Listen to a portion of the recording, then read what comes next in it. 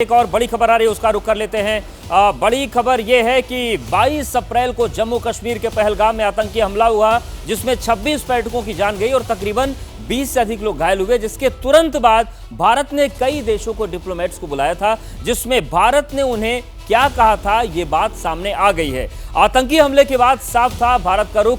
विदेशी राजनयिकों के सामने भारत ने बयान दिया था और भारत ने स्पष्ट रूप से कह दिया था कि हम हमला करेंगे। तो ये एक बड़ी खबर आ रही है। जिस तरीके से पहलगाम में आतंकी घटना हुई, उसके बाद भारत ने कई देशों के डिप्लोमेट्स को बुलाया और इसी में भारत ने इस बातचीत में ये बता दिया था कि ये जो आतंकी घटना की गई है, इसे हम बर्दाश्त नहीं करेंगे। और विदेशी राजनयिकों के सामने भारत ने कह दिया था स्पष्ट रूप से कि हम हमला पाकिस्तान पर करेंगे। यानी कि भारत की तरफ से स्थितियां एकदम स्पष्ट थी। भारत ने पाकिस्तान को डीजीएमओ स्तर पर यह बता दिया था कि हमने आपके आतंकी अड्डों पर कार्रवाई कर दी है। विदेशी राजनयिकों को बता दिया था कि हम इस मामले में हमला करेंगे। हमारे साथ हमारे वरिष्ठ सहयोगी नीरज लगातार बने हुए हैं।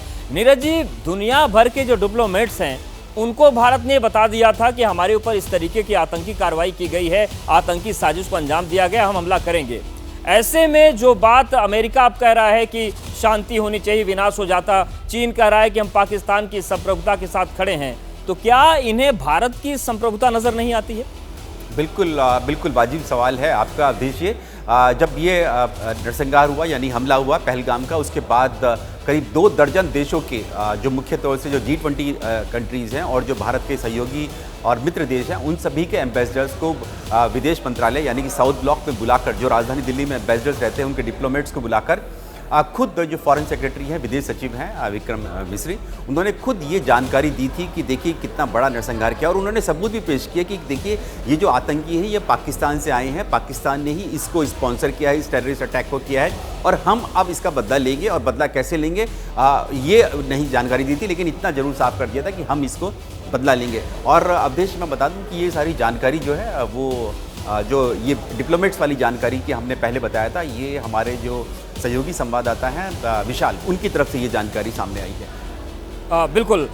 तो ये बड़ी खबर एक बार फिर दर्शकों को बता देते हैं कि जिस तरीके से आतंकी हमला हुआ था, उसके बाद भारत ने विदेशी राजनयिकों को बुलाया था और ये सबूत उनके सामने पेश किए थे कि किस तरीके से ये जो पहलगाम की घटना हुई है, इसमें पाकिस्तान से आए आतंकियों का हाथ है। और भारत ने ये भी स्पष्ट रूप से कह दिया था कि हम इस पूरी घटना का बदला लेंगे। ये पूरी तस्वीर बन रही है और भारत की इस तरफ से जो भी कदम उठाए गए थे, वो स्पष्ट रूप से दुनिया को बता दिए गए थे। बहुत शुक्रिया नीरज, आपका हमारे साथ जुड़ने के लिए, जानकारी और अपडेट्स को देने के लिए।